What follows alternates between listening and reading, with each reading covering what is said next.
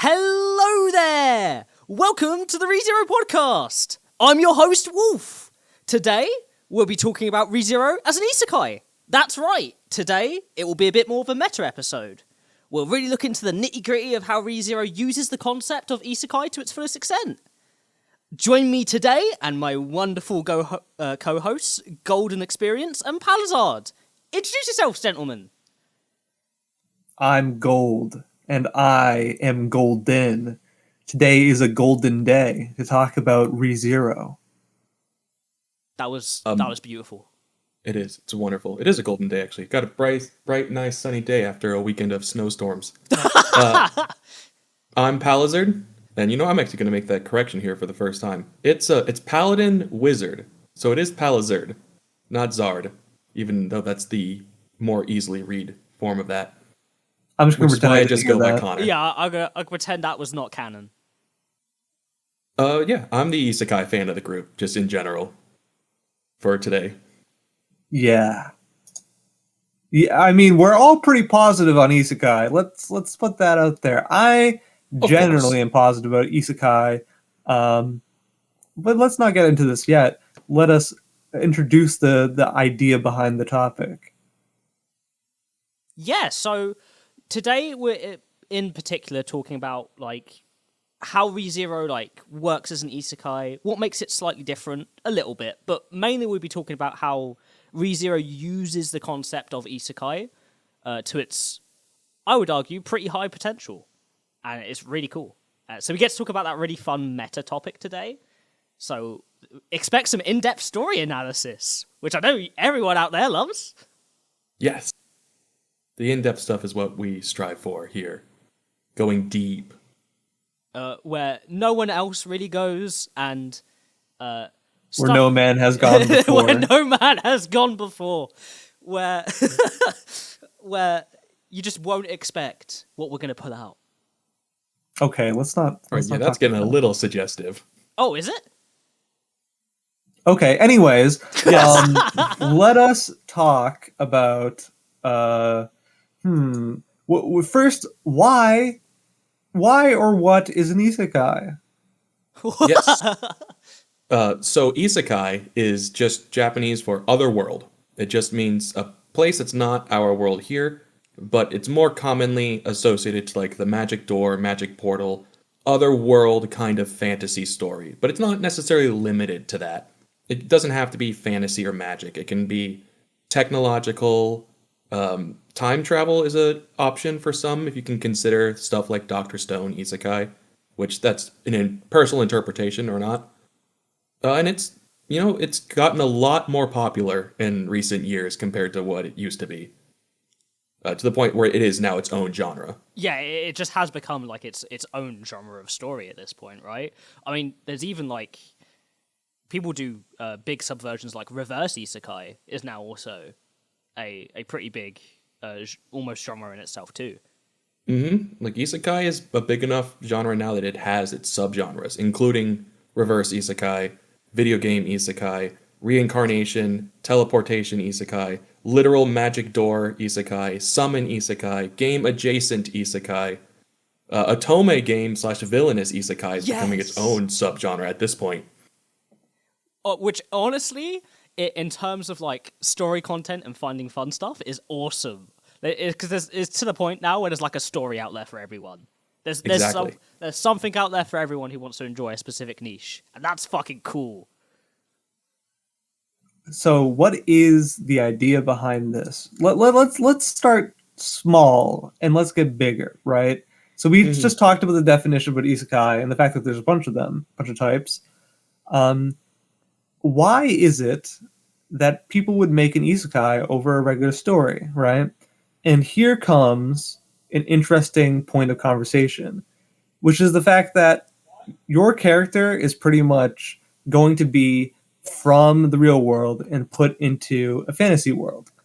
A lot of the times, we think of a fantasy story, and we are so familiar to it at this point that we want to have sort of a meta representative of all the tropes that we understand, and as well as can communicate these tropes in a way that doesn't detract from the reality of the story, right? Yes, So exactly. the idea is that, as fantasy readers, right, I think isekai would be it would be interesting but harder to grasp the meta narrative of it if you do not already understand fantasy stories or sci-fi stories or whatever, video games. And I think it's a love letter or an expression of any of those genres by putting sort of a character from our world into it, because it gives sort of an outlet to tell meta stories that only is meaningful to the people that like those stories. You know what I mean? It is, and that's definitely a huge part of it. If you're writing an isekai with the intention of that's the kind of story I want to write, with things like ReZero or the Chronicles of Narnia, or like Digimon, as that's a big part of it, is taking someone from the real world and putting them into this new environment to experience it as a person from the real world. That's not the way or reason why anyone would do it, though. Isekais a lot of times are you can count the number of not count. You couldn't count the number of times where it's just the same exact first episode or first chapter of whatever medium the isekai is in, just to get across of this is a character who knows nothing about this world, just like you, the reader or viewer, know nothing about this world, and are going to experience it and get to have everything introduced to them in a cohesive way that's not like a plot hole that it's like this character is obviously just speaking exposition where they shouldn't be. It lets you use characters to give exposition or world building or anything like that in a way that is not out of the realm of they would never do this. Yeah, it's kind of it's like you're an in-universe tool to help the actual story in terms of a meta sense, right? Exactly. It's a head start to get to the story that you actually are wanting to talk about, if you are wanting to talk about a part of the story.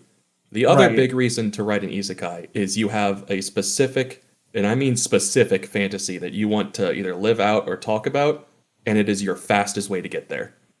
Yeah, that's something you bring up. A good point.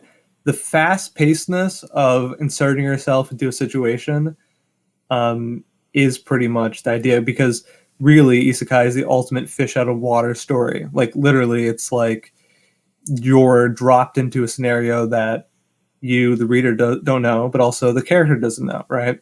But it also allows you to kind of cut the line, so to speak, in terms of storytelling. Exactly. I mean, it's part of the standard hero's journey of getting exposed to this new environment, all these new things coming across to you.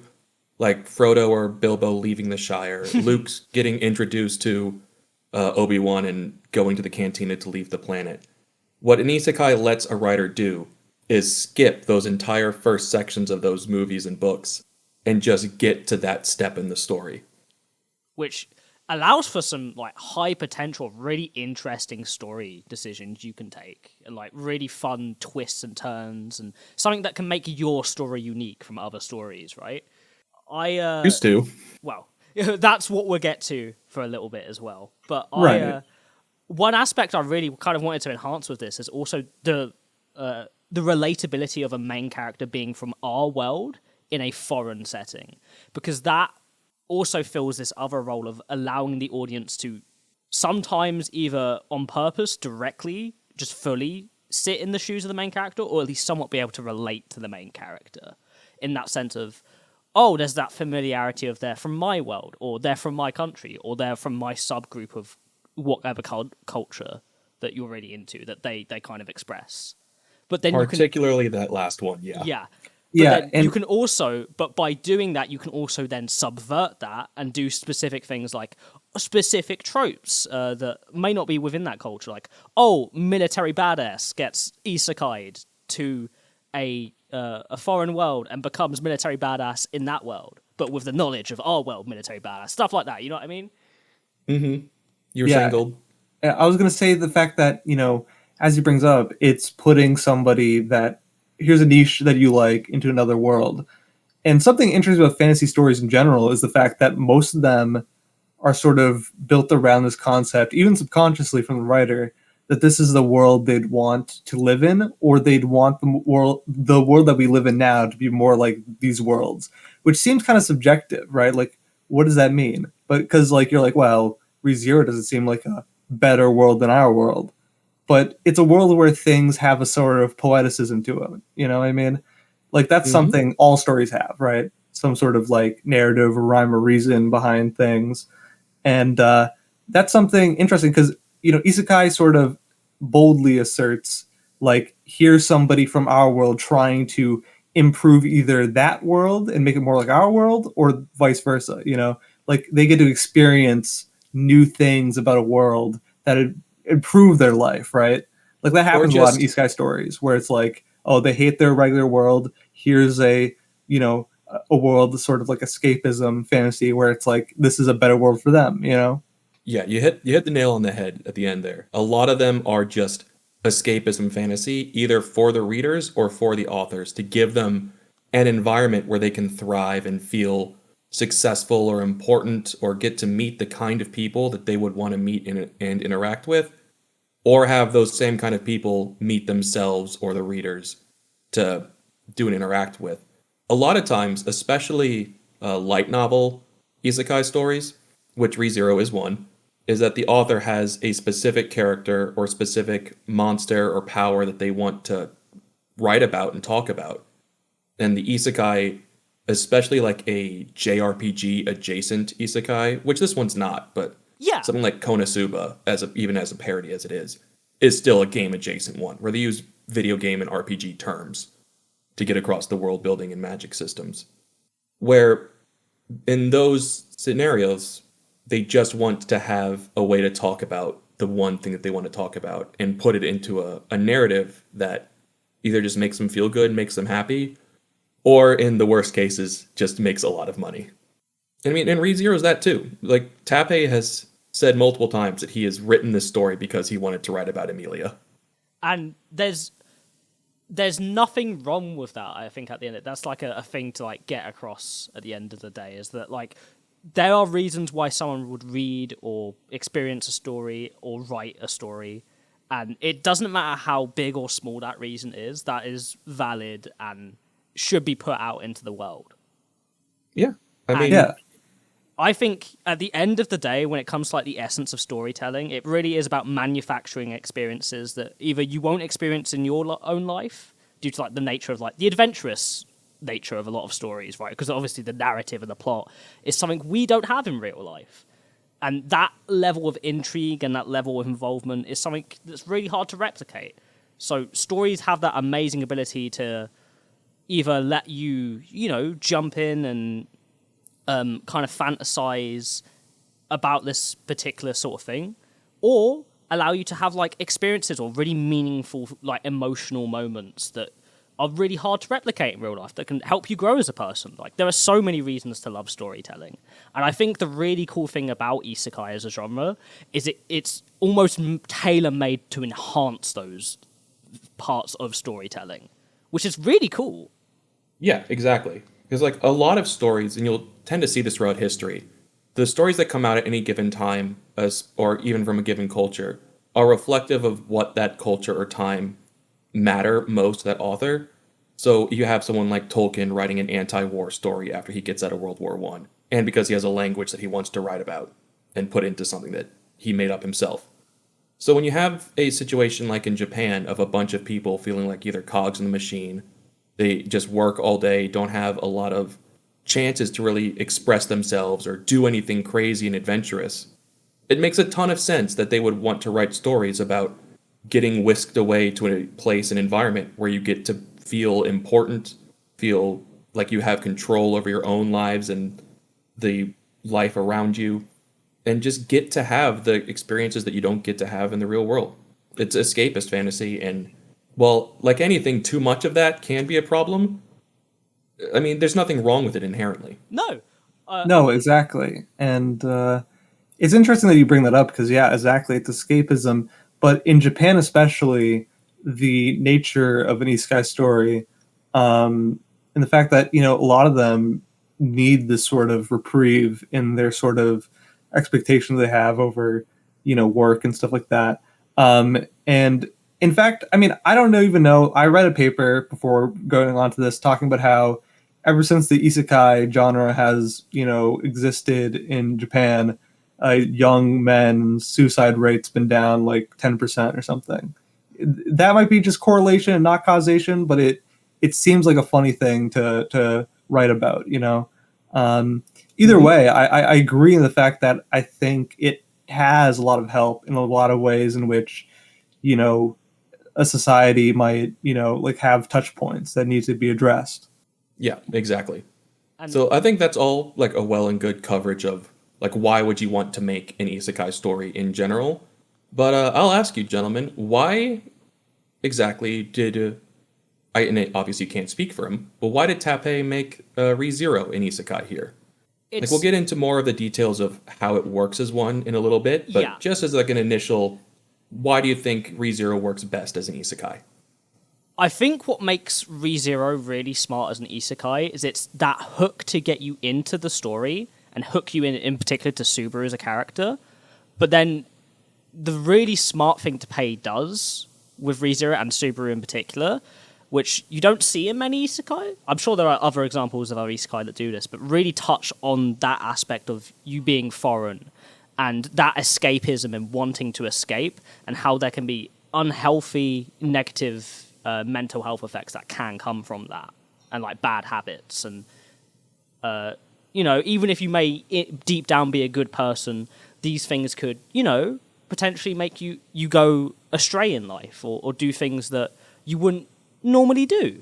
Yeah, Cool. and I also think he's trying to do this or the reason why it's isekai is because there's sort of a willingness in isekai stories to have a sort of lack of vulnerability, right, for the person who got isekai, right? In ReZero, it's sort of like the point is that there's still a vulnerability that needs to be addressed. I think it would work. It could work similarly if it wasn't isekai, but I think like the purpose is that I think Tappei saw these stories and saw that there was too much, like convenience in the way that characters are treated or like the way in which relationships are handled. And I think he wanted to explore messy human relationships and dynamics and tell you that like it wouldn't change just because you're in a new world, right? You still need to work on yourself and you still need to improve. And like it's supposed to be not a rejection of escapism, but a sort of it gives you like a mirror to look at, being like, this isn't like reality goes farther than just a new world. You know what I mean? The way Yes. people interact with each other will not change if you weren't there. You know what I mean? Or if you try to be somebody different, or you thought that you deserved something better. The reality is that people are always going to be, you're always going to have to be vulnerable in the end. And I think that's the real conflict of ReZero as a story. And I think that's the genius in making an isekai. That was genuinely beautifully said, Gold. That kind of made me tear up a bit just thinking about like the actual meta of the story. Sorry, continue. Yeah, exactly. I agree completely. That was really well put. I also think that part of it is still an escapist fantasy setup at the least. Like it starts itself off the same way a lot of other isekai would start off of. He's this otaku or hikikomori technically that just gets this instant move to a different place, and yeah, he gets to escape his problems. Except this time, he can't escape his problems because he is the problem.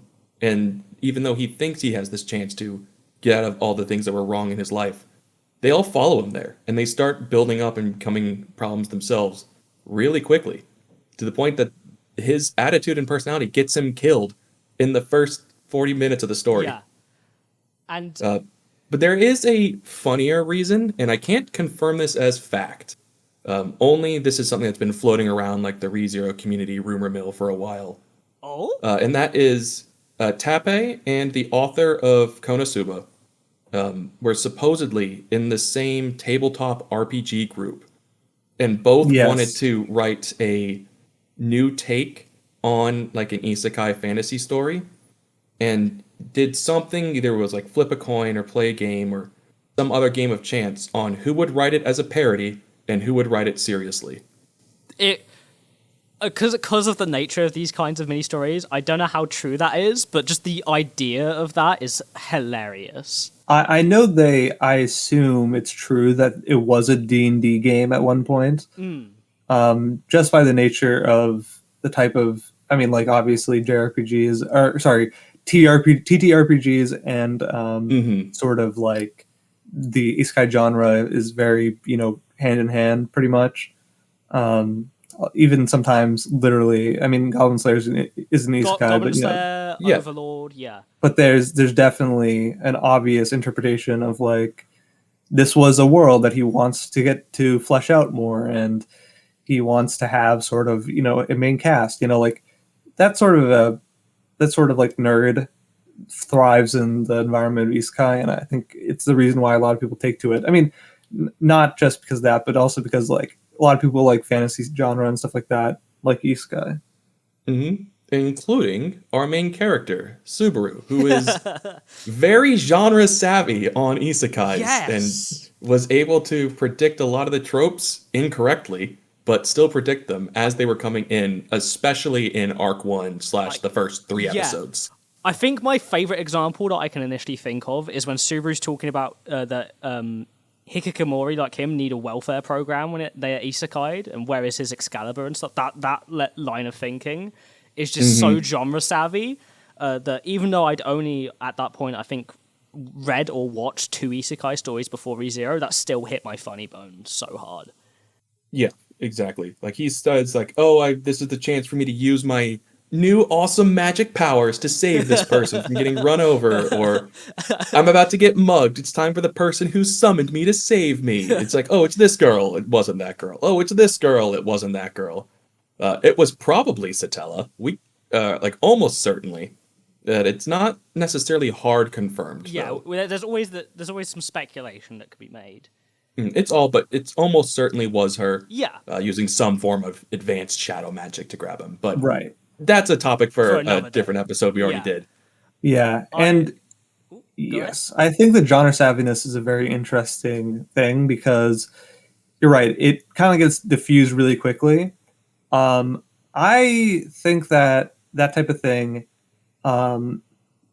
it's interesting how it's presented because I think it usually is played right as a gag. So like Arc 1 initially had a lot of comedic stuff, especially in the web novel, of that sort of interpretation of like, oh look, he's in a new world and he's kind of enjoying it and poking fun at it, right? And I think it's usually used as a tool to kind of tell the reader that it's okay to recognize similar things in a story, right? And the thing is, it immediately disappears from the story as soon as ReZero shows all the twists that it has, because it's like, there's no similarity that can be put to my story at the moment, you know what I mean, to other isekai stories. So I'm going to even stop, the main character is even going to stop thinking it because it doesn't even matter anymore, It's one of my favorite things Teppei has done, like with the characterization of Subaru, in the sense of he's done this really smart thing where he's added this layer of Subaru's character, which one is kind of funny at first because it kind of adds that level of comedy, and you kind of get charmed by it a bit. So you're like, okay, I want to see where this guy goes. And then the events that happen, and you realize that instead of it being like a trope that was supposed to be funny and was pointing at itself, it's actually like a genuine mental health issue to be discussed. Yes, pretty often that is the case. There is also the occasional points where his genre savviness just let him intuit something important, whether that's like an actual plot point later in the series that we won't talk about here, or if it's something like when he first meets Beatrice and she traps him in the hallway, and he kind of just figures out that following the instinct for that door is probably going to work, and it does work out, or he's able to interpret like systems or weird and advanced forms of magic that even other characters in the story like natively struggle to understand, but because he's familiar with a magic that can do this or magic that can do that in other stories he's read, he's able to just take that apart and understand what's going on and get to the important parts of it.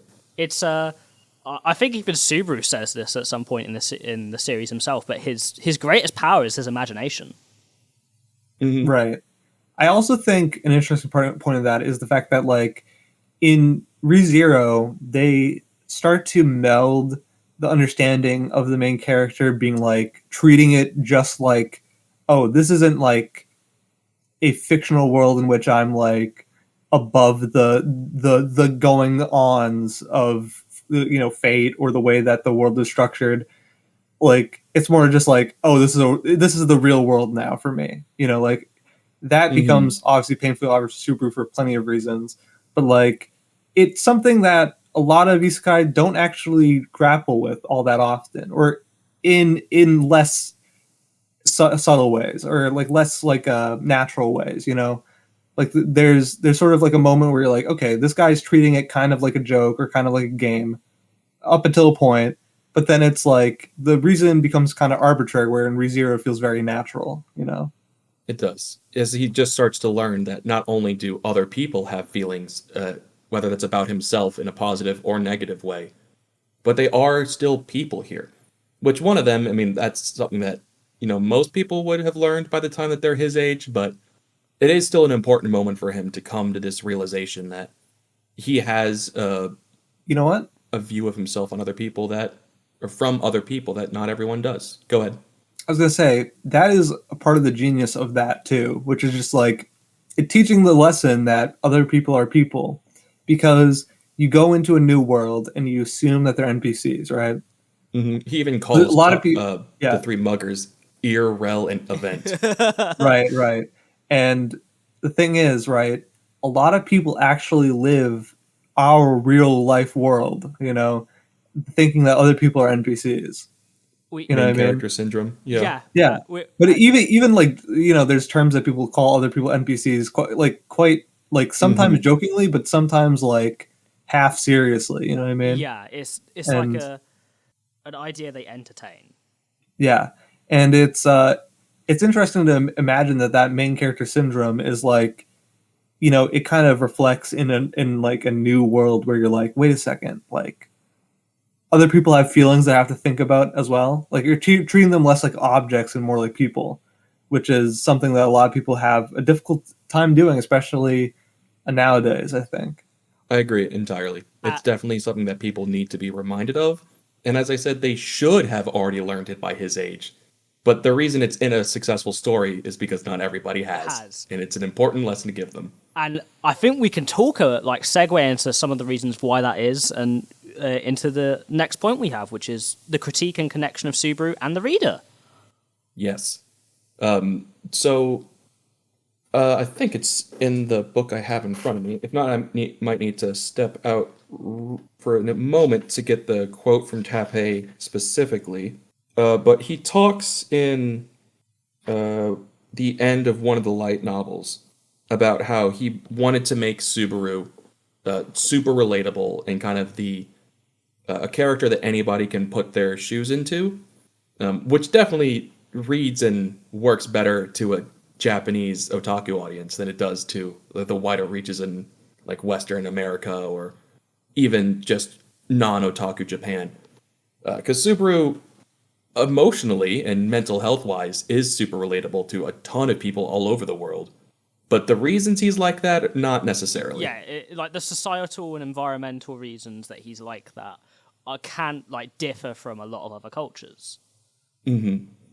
And it's especially true in the web novel of just kind of how egregious and different he is from kind of what would be acceptable in one place versus another.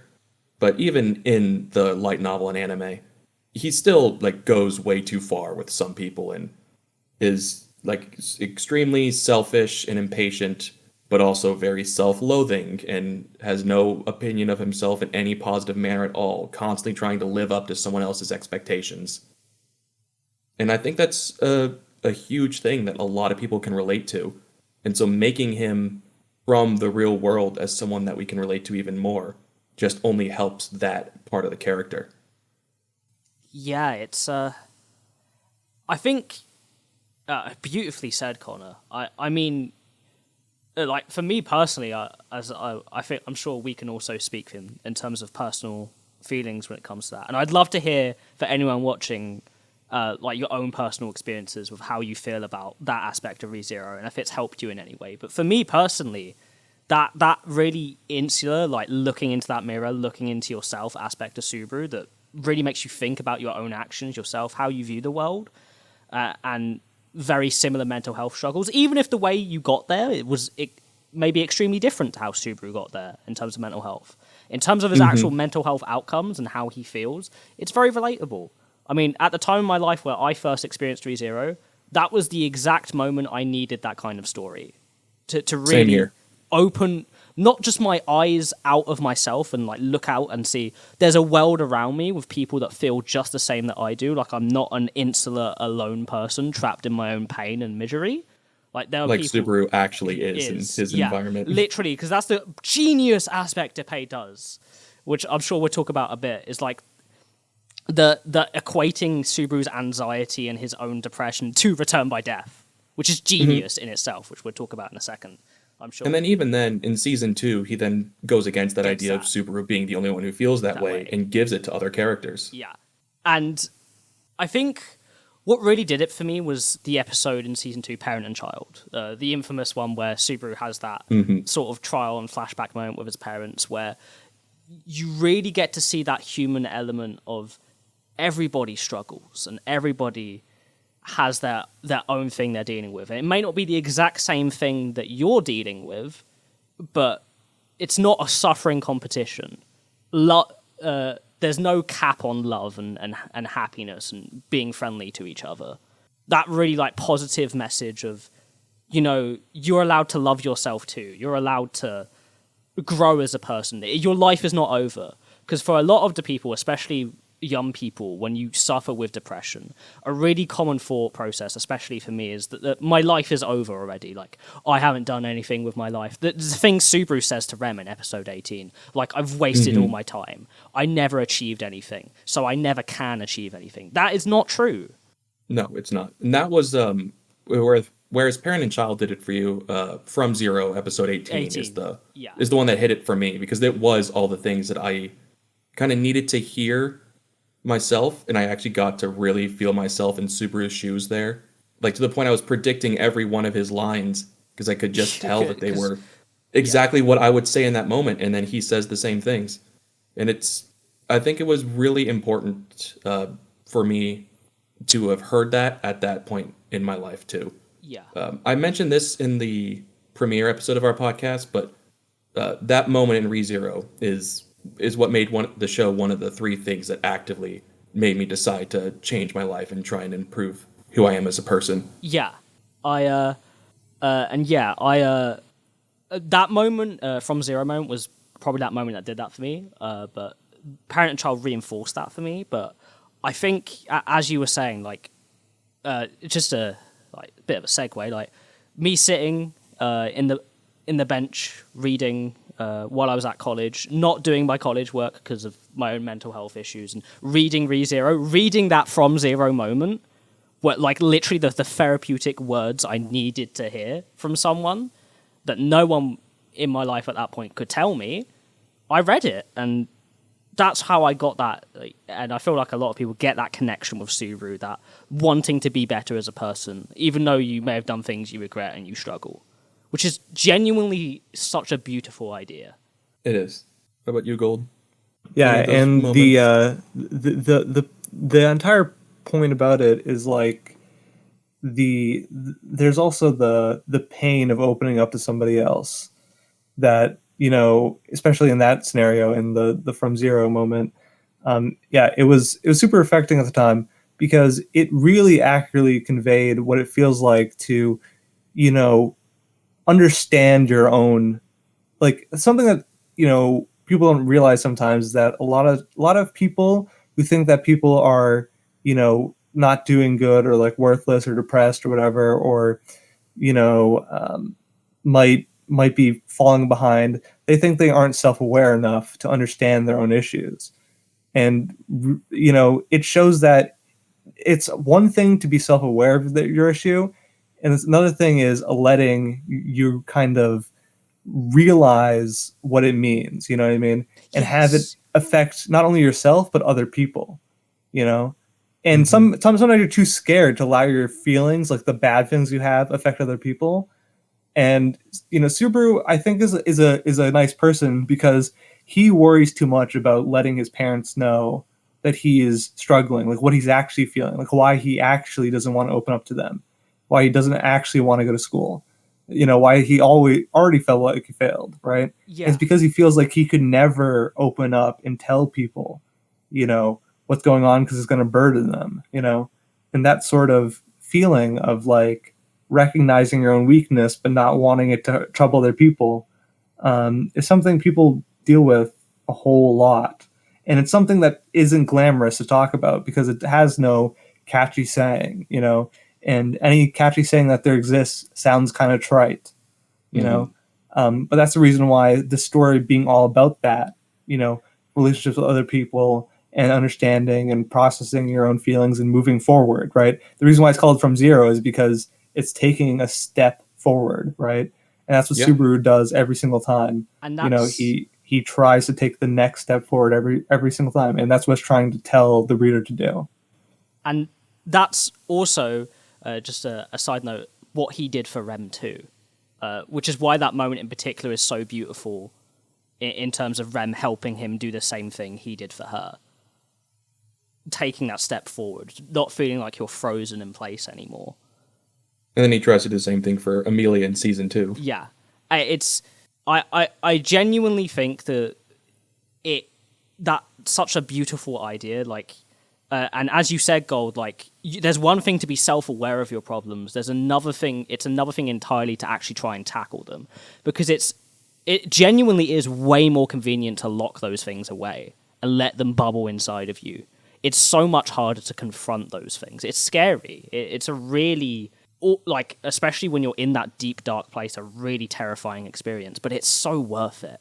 Like, the beauty and wonderful things you can experience in life by really taking that step forward from zero it's like Tappei is almost telling the readers, a lot of the readers who may feel these emotions, like, your life isn't over, and also that you're not innately a bad person. I think what Tappei captures so well with Subaru is that deep down he is a wonderfully good person. Like, even before all of, like, these mental health issues and things that go on with him, it's these mental health, like, issues that he's struggling with that make him do things that are morally questionable or things that would upset other people. But at the end of the day, at the heart of hearts, Subaru is a good person and he deserves to be loved, just like the audience does. Mm-hmm. I think it's also more that he has just as much potential to be the kind of good person that he would want to be, or that other people see him as. Because I might actually disagree with you here. I don't think that at the beginning he's deep down anything. He's kind of just empty. He hasn't let himself grow into any kind of person because he's just too afraid of what that kind of person is going to end up as. Because we can see in, like, the What If novels and series that if things just go a little bit different, he makes one different decision, it can start to spiral and he can become a really, really awful person. And I think that's kind of true of anybody. That in the right environment, the right situation, unless you have, like, antisocial personality disorder, you can be someone really good or someone really awful. And Subaru just needed that push to kind of make that decision to start going in one way or the other. But from the start of that, he still had some pretty negative traits to him that I think are meant to be critiques of the readers as well. And to me, the idea behind that is sort of like everybody has bumpy patches in the road, right? And it shows, like, the story shows a very unglamorous side of people very often, but it's not condemning people just because of that, right? Or saying that, like, they can't find a real happiness that is actually good and valuable and, something that is, happy, like the quote that the mother says to Subaru is pretty much something like, you can cry as long as you end up with a smile, right? And the fact that, like, it doesn't matter the beginning or the middle, it's how it ends, right? And it's kind of showing you the way that life kind of should be thought of, like, a lot of people are scared of all the bad stuff that's happened in their past, and they don't want to assume, they can't even assume that they can still be a good person or a worthwhile person or a happy person. And the real truth is that, you know, like, things in your past do have sway on you, but you can break through them, and it's always going to be possible to end up with that happy ending, you know? Yeah, you can always choose to be better. And yeah, her words of, it doesn't matter how something began or what happened in the middle. What's important is how it ends. Which, that's not to be confused with ends justify the means. Yeah, exactly. That's the whole plot of The season Greed. 2 of Echidna's Yeah. view of that versus his mother's view of that, and kind of the contrast between them. But it's important to think and know that, especially if you're someone our age or Subaru's age, like 17, 22, 26, 28, like, your life is not over. There's so much more time you have. You can start from this moment and just start doing better, and it'll come faster than you're expecting it to. I can promise you that. And those are the words people need to hear. The words we all, I think, needed to hear at some point. Like, you can make friends. You can have meaningful connections in life. That is something that is available to you. There's something that's going on right now that, you know, may be preventing that, whether that's you, like, an insular thing, or like some sort of outside factor. But at the end of the day, life is beautiful. Exactly. And the best time to start fixing something may have been years ago. The second best time is right now, and that's the lesson that Subaru needed to get kicked home for him, and it worked. And he just keeps becoming a better and better character, and like the whole story itself is also written around those issues that he has, to the point that his main superpower is a reflection of a mental health problem. Yeah, and also I'm pretty sure Tapea said in multiple interviews, right, that Subaru's main power is never giving up, or something to that, like, determination to that sort of level, right? Like, the idea that no matter all the hardships and pain that he feels internally in himself, and also from all the terrible traumatic experiences he has in this story, he is pushing through despite it all. And that's something you can do too. Though he almost didn't the one time. He got really close to giving up exactly. Once. But that's okay, and that's valid, and that's normal. And what was I? Something I was going to say. This is a super emotional episode of the podcast, I think. This really goes down to, it's getting a little deep into Subaru's character, but that's all right. He's an isekai protagonist. It's important to talk about that as the role of this as an isekai too. Yeah. Because that's that he's carrying real world issues with him into this, which aren't not present in the story, but it's the major point of his focus as a character, which makes a lot of sense to do as an isekai protagonist, to bring something that real people struggle with every day into this fantasy story. Yeah, I think what really I loved all these moments and how they impacted me and what they did for me, but I think what really sent it home for me with how Tapea so wonderfully written Subaru in the story is the fact that Subaru is not constantly going up in a straight line. He has regression. He goes back on his progress sometimes, because sometimes it's really fucking hard and emotionally hurting. Like, and I love that general message of it's okay to sometimes fall over or fall down. It's not okay if you stay down, right? Mm-hmm. That, I think, is amazing. Yeah, it doesn't matter if you get knocked down, it matters if you get back up. That sort of thing is very much the message of ReZero as a whole, pretty much, I think. And I think that's the reason why it works so well as an isekai too, is because it really shows the strength of somebody like, you know, really Subaru represents a modern young man, right? Exactly. And it's of course cultural in the way that he's otaku, but I think like really like it shows the fact that these are real emotions young men experience on a day-to-day basis. I think, especially, I mean, like the idea of like things sort of going awry and you feeling like you can't really take the punches because you don't know how to get back up, because you don't know how to, model your own self-determination. And that sort of thing is kind of shaped through fire, right? A lot of the times, right? And it feels when you're going through that scenario of being like, everything is so bumpy and uncertain. Like, how am I going to get through anything, right? And realizing where that strength comes from is something that I think is very important to the story. It is. And like that being the main message, I think it just really hits home for it, because Subaru as our protagonist doesn't overcome his obstacles almost always by using something from fantasy. He doesn't destroy the MacGuffin to do it. He doesn't have to drop the ring in the fire, Or even just physical force. Like, Yeah, very rarely is it just exactly. That's what I'm getting to. That he doesn't need this new power. He doesn't need this new weapon or to get rid of someone else's. The solution to like all of his stories, and we can go through like at least the anime stories so Yeah, far we can and make point kind by of point exemplify examples. this, is real things that a normal person from our world would need to do to fix their problems in life. Like from the very beginning, Arc 1, Elsa is attacking everyone else. Subaru tries to outsmart them using diplomacy or magic items, or even just using his time travel ability. But none of that is his solution. His solution is asking someone who's better able to handle the solution for help, and telling someone else to go out and ask for help when he's occupying the situation. And that's what resolves it. Feld goes, finds Reinhardt, and he comes to help out someone that Subaru had already asked for help. And it works out for them. Yeah, and we could go through every single one of those situations and find what it means metatextually.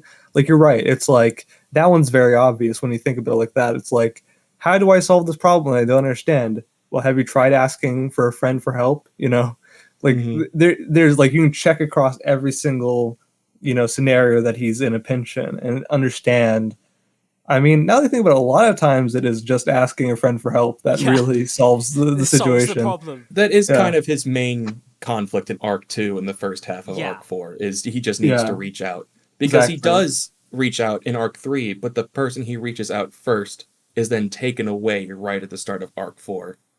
And he has to kind of get back into that and learn that other people are willing to do that, even if they just like him, or if that he has friends to ask that for. Which, Like Arc 2, he needs to get people to trust him. He needs to build relationships earnestly and honestly. Arc 3, he needs to understand other people's like feelings and know to give people things that they want rather than just asking for things that you want. Arc 4 is reaching out for friend for help and knowing your weaknesses and strengths and everyone else's. These are all real, regular things that anyone in the real world can do to fix the problems that they're facing. I think particularly from not only from a story but also a meta like theme perspective, the loss of Rem, like the person he reaches out to, and like Arc 4 almost being like a showing of his grief, right? And like him dealing with like the guilt, even though it's not his fault, and the pain of that was a really transformative and wonderful example of genuinely losing someone and grief, which was such a smart decision from Teppei, like story-wise. It is. Though there's also more meta reasons for that. Yeah. Like Rem didn't have a place Rem in the didn't story have a place. initially. Yeah, that's an entire other meta thing we could talk about eventually. I was about to spoil something by saying something, but then I forgot. I don't want to. Yeah, like her role for that is important, to have this person that you can be vulnerable to. She's the only one that he's willing to be vulnerable to. Even after the point where she's gone, he doesn't want anyone else to see that and gets really upset and embarrassed when they do. Which is still a human emotion. That's still another flaw for him to work through. But I think that's something else that we do relate to. Like, even just as a regular man in the 21st century, if you don't have someone that you can vent and be vulnerable with, it's going to be a lot harder for yourself. That can be a mom, a sister, a friend over Discord that you've never seen their face for. It doesn't matter. Find someone that you can speak to and be honest with. Yeah. Even for things that you don't want to be honest with yourself about.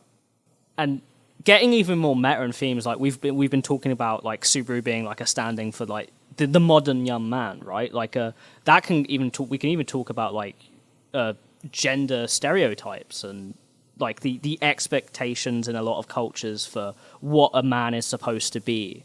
and how that can impact a man's mental health and those outcomes, and how it affects you wanting to feel like you need control, you need responsibility. But in a place where you don't have those things, how lost do you feel, right? And that is, again, perfect. We go back to Return by Death with that, like that feeling of not being able to get anything right, like that control. Like no matter how much you repeat it, things go wrong. Like and in ReZero, there's plenty of models for that in the story. That's pretty obvious. One is Subaru's father himself, pretty much the biggest symbol of masculinity that like is sort of, like hard to live up to, right? This image of what like an ideal man is, right? And And how like that's why it's perfect that that's his father, right? And then you get to the characters in the world who are disparate in very different ways in their masculinity, whether it's Wilhelm or Roswell, like like a dandy, right? Like Roswell, like there's sort of like this idea in Japanese culture about like a character like Roswell, in which like he embraces sort of like this masculine and feminine role at the same time. Like the way that he acts is kind of like effeminate, but then like, he is very much so the Lord, you know what I mean? Yeah.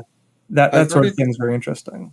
I've heard it said by a couple different channels. I think it was Exclamation Point and Mother's Basement that every single male character in the story is a foil to Subaru in some way.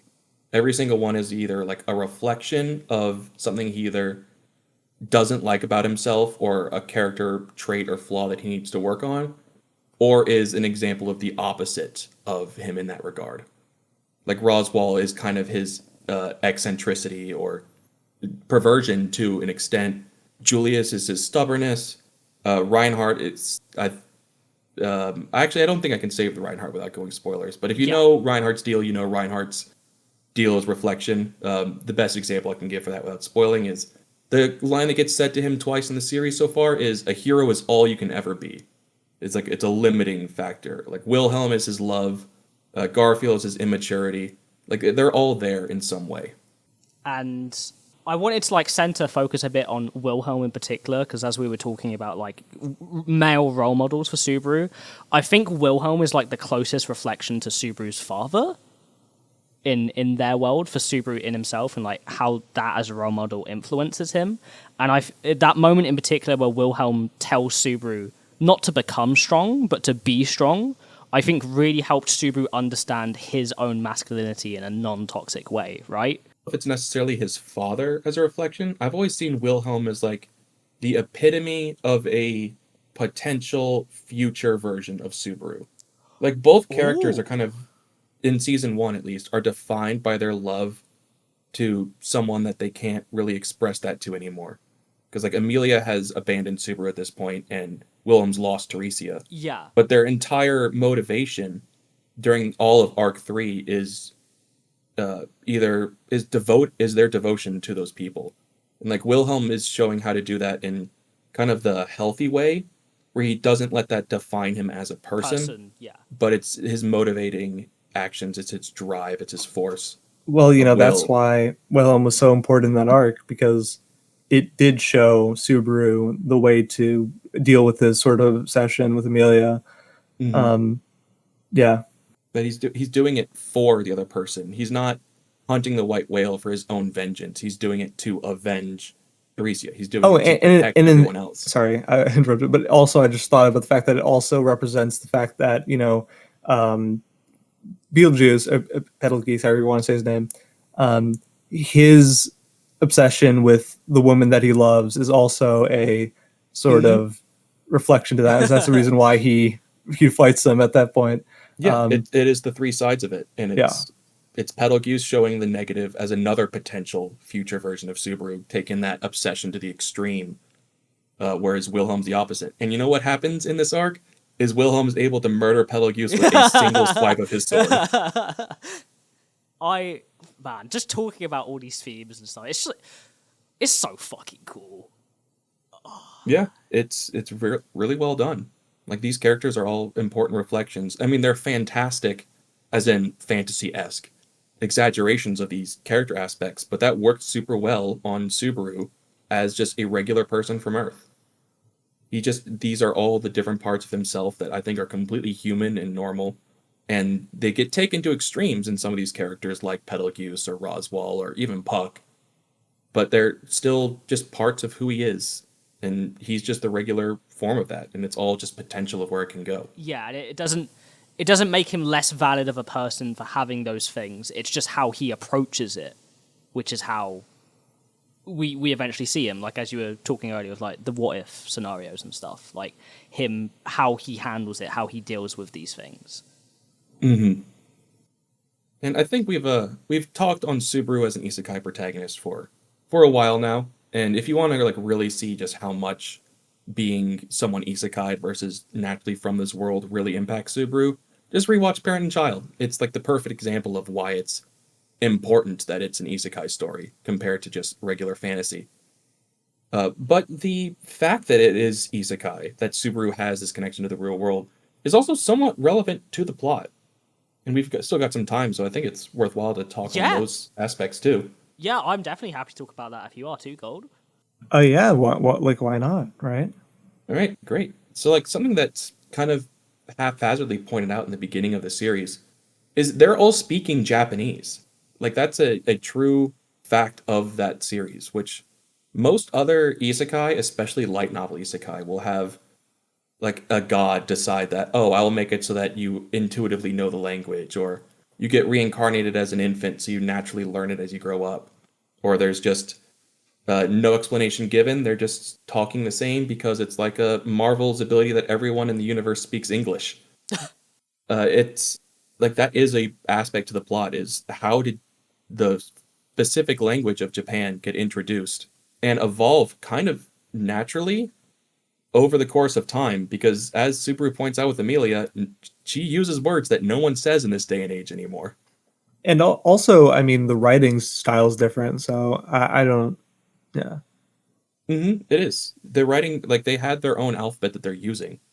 Although it is just they have what is it? I scripts, O scripts, and E scripts, Yes. or one of those three. But it's hiragana, katakana, and kanji. Yeah, yeah. It very much is they're one-to-one translations of them. Yeah, it very much is embryatic. Oh, what's the word for it? Emblematic, maybe, of it. Mm-hmm. Like they even have the Japanese sub-language of Inkararagi that they use. Yeah, exactly. And it's interesting. I mean, I think the Earth's influence on the importance of Earth on, the ReZero world and why he's, like all that is really down to the fact that Subaru isn't special. You know what I mean? There's other things that influence the ReZero world from our world that isn't even just him. You know what I mean? Mm-hmm. And I think that's an interesting point to bring up. And everything that I said before about, like, oh, we want to put the Earth onto another world, or maybe vice versa, still applies here in my mind, right? It does, for sure. And I think it's interesting that even like in an idyllic world, we'd still be like, oh, wouldn't it be cool if people in this fantasy world spoke Japanese, Like that's a thought that goes through somebody's mind. Yeah. Mm-hmm. It's kind of cool to think about when we think about like all the influence like our world has had on the ReZero world in the sense of even like the tiny things Subaru introduces to the world, like mayonnaise. Like his small cultural influences on the world. Daily calisthenics. And how that changes the world. Because, hey, 500 years in the ReZero world, mayonnaise is like the most popular condiment in the world. That is a potential thing. And the fact that Tappei even thinks about these small details of like, oh, if someone was to be isekai, like how would they culturally affect this other world? I think that's just so cool. Yeah, I mean, I won't say from what or in what way, but in one of the If stories, Subaru goes and gets a job as kind of a cultural festivities manager, where he just introduces things from his own culture to that location as like his year-long career, like establishes festivals and holidays and new traditions. Like that, it's exclusively just spreading that influence more. And we'll see some more like influence from the real world. Like there's a little hints of it in the anime so far, if you are super eagle-eyed and have a 8K TV, you might notice that there's some kanji written into Flugel's tree that says Flugel on the scene or Flugel was here, one of those two, which is very similar to what Subaru writes down for the first time in the novels when he is first learning to write. I mean, that type of thing, I mean, those references are very slight so far. Maybe keep an eye out. Yeah. Hook comes off from out screen. Mm-hmm. I think the other biggest example I can think of cultural exchange coming from Subaru is the Memory Snow OVA, like the festival he makes there, like the Snow Festival. And like, I mean, him getting everyone to chant New York. Go ahead. Sorry. Oh no, that's all I had to say. Like we just completely brushed over that. The way he like almost resolves Arc 1 is just by using the stuff he brought from the real world. Exactly, and I was going to say, important things to work with. Yeah, a phone is so important that it's like, oh, this is more important than the insignia that judges if you're a candidate to the throne of the kingdom. Yeah, it's worth twice what Roswell predicted the cost of stealing one of those insignias was going to be. Exactly. That's a very funny thing about. Yeah, my buyer didn't even bring me 20 holy coins. Well, I think she did come up with 20. Exactly 20, but yeah, exactly 20 is it's an absolute maximum. Mm-hmm. That's absolute maximum. I thought it was worth, which is very funny. But yeah, a cell phone, it goes to show, right? Like, oh, there's some good parts about our world that if only we could bring it over to this more idealized world, because they would think it's so cool, mayonnaise. Radio calisthenics, our cell phone, the way that we write, the way that we speak, that type of thing. Yeah, even just like it seems like the concept of building snowmen was not even a thing based on the Memory Snow OVA. I'm not positive on that, but that was kind of the implication I got. I think it was less that and more like maybe the association with like fun and festivity with it. If that makes sense, like the that's what it was, because winter was only seen as like the death of all crops to the villagers. Crops, yeah. Because in like a medieval, like from a medieval peasant's perspective, winter is like the worst time of your life, right? Mm-hmm. So, Subaru being able to transform that small, like tiny mini winter season, thanks to Puck, into this fun festival thing, I think shows an example of one, the cultural exchange, but also Subaru's ability to bring joy in things for people and like. It like spread the happiness and love. I agree entirely. That's kind of all the influence from the real world that the setting has shown thus far. But as you said, Connor, it's like, hey, maybe keep your eye out going forward. Keep them eyes or peeled. If you're interested in like deeper dives, that we won't just spoil here. There's some cut content to check out too that can dive in a little bit more to that. But there's kind of one last point I wanted to talk to you two about today here. And that's how ReZero works as someone's first isekai versus someone like myself who had already seen several and can kind of see all the tropes that it tries to subvert. Ooh, okay. Yeah, that's a good question. I have a sort of more personalized, subjective answer to this, right? Yeah, go ahead. I think it does a lot of good to the isekai genre in a way that you consider this concept novel, right? And then you see the fact that, like, sure, this person's from our world, and they bring all of our world's flaws with them, I thought that was a very interesting concept because it was more the concept of isekai as a tool for storytelling rather than the concept of isekai as a shorthand tool just to like bring a meta twist to a story that is familiar. Mm-hmm. Because ReZero is completely, like, almost completely novel in the structure and tone of its story, right? And I think that experience made me understand, like, oh, anything can happen in this world in which you get thrust into. Like, as you said, like, it's accelerated pace, so it's like you're shot out of a cannon, and here you're learning a bunch of random stuff in the world from your protagonist's perspective, and it's intense, it's gripping, and they have to overcome so many hurdles because they're out of place, Mm-hmm. And a lot of times in other isekai, that hurdle isn't really there, and it makes for a different tone of story. That as you said, it's escapism, so I'm not going to poo-poo it too much, but like, I always thought that that was one of my main draws to the concept of isekai when I liked ReZero, was just like, oh, this is difficult, or this is interesting and mysterious, you know? I think the mystery aspect gets lost on a lot of other stories. Yeah, Entirely. honestly, I would honestly say it's very close to how I feel about it too. It wasn't my first isekai, but it was definitely one of my first isekai, and it's really influenced how I view other isekai, which, in a sense, I think makes it so sometimes where I can relax a little. I could have like a more relaxing isekai, or like a more fast food kind of isekai, where I'm there for like the power fantasy or the enjoyment.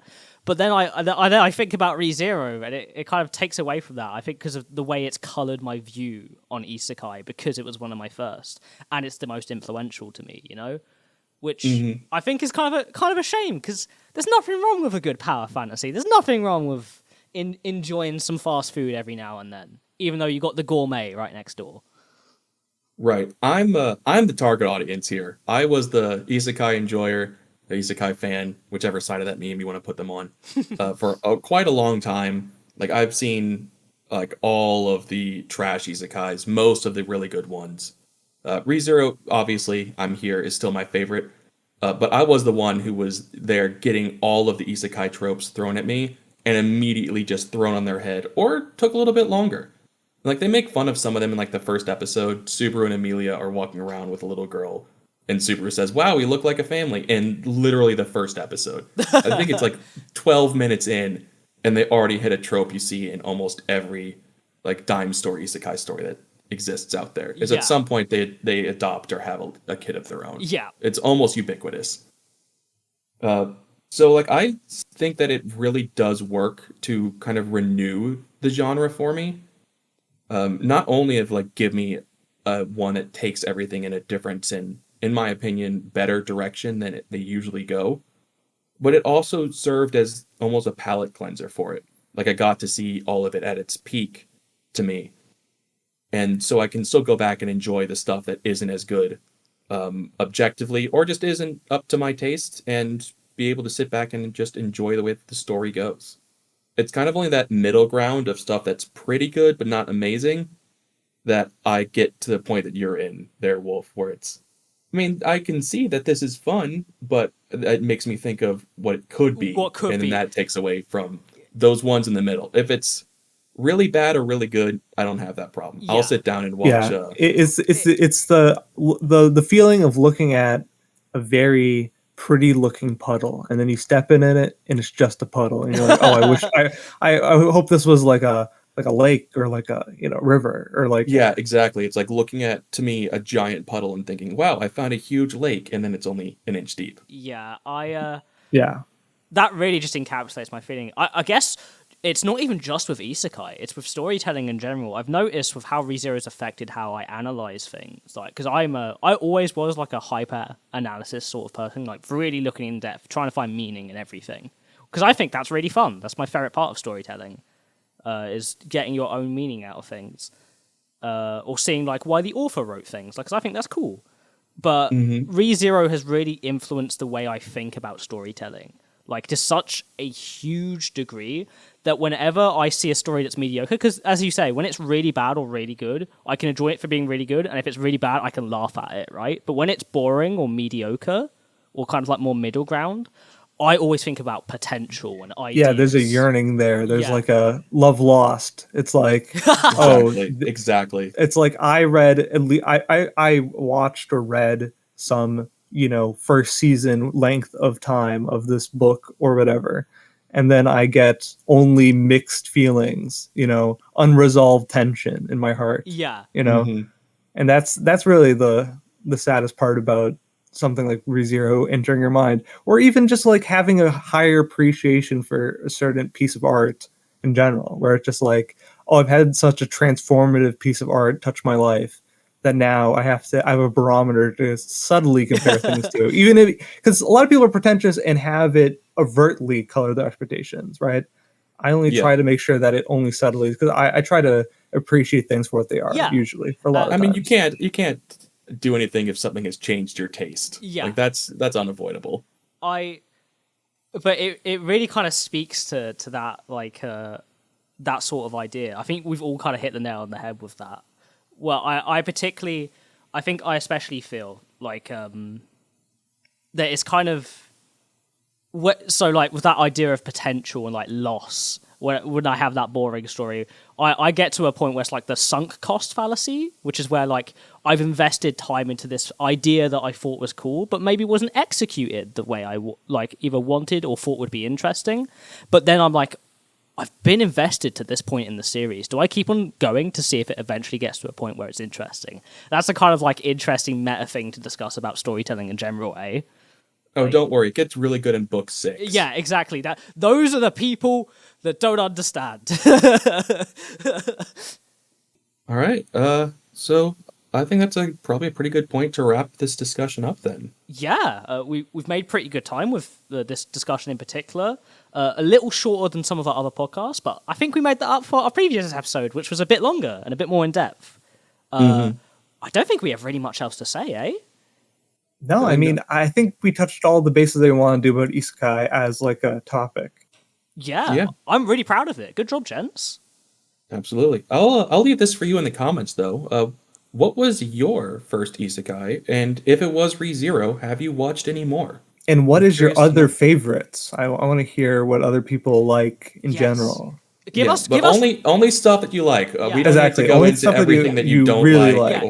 Because this is give me recommendations. I want to see some cool stuff. But if you're pranking me right now by giving me the worst isekai ever, we'll be having words. Yeah, and just try and keep it to stuff that you enjoy, and not bring up the things you don't. Yeah. Like every single show is someone's favorite. We're not going to complain about other works. We don't need to get too deep into the negativity. We can talk about what we enjoy and share our love and passions, which I think is cool. You know what? I'll give one exception. You can disparage Smartphone in Another World. Oh my oh! And that's where we'll probably leave it. So thanks for watching. And thanks for watching, everybody. Goodbye, everyone. Goodbye before everything goes wrong somewhere. Have a wonderful day. Bye. Bye.